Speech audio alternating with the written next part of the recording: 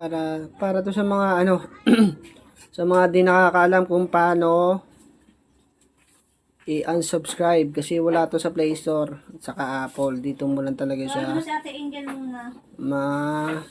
unsubscribe. Click natin to. Yan. Ay, hindi pala yan. Ito ang clouds. Tapos, dito tayo punta. Dito punta ha. Yan.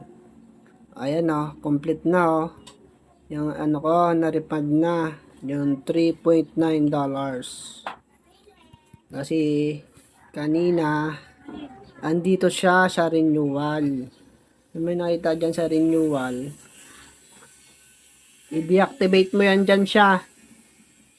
I-unsubscribe mo siya dito. Wala na kasi tinanggal ko na kanina eh. Unsubscribe. Diba? Ganyan lang. Kasi nahirapan din ako nung una. Pag nakapag-deduct na sa Gcash mo, dito mo yan makikita oh. May nakalagay dito na refund. Refund dito. Sa complete na yan, refund nakalagay dyan. I-click mo lang yan, refund. Tapos, ilagay mo lang doon kung anong reason, kung anong dahilan, kung bakit ka na-deduct ng ganyan.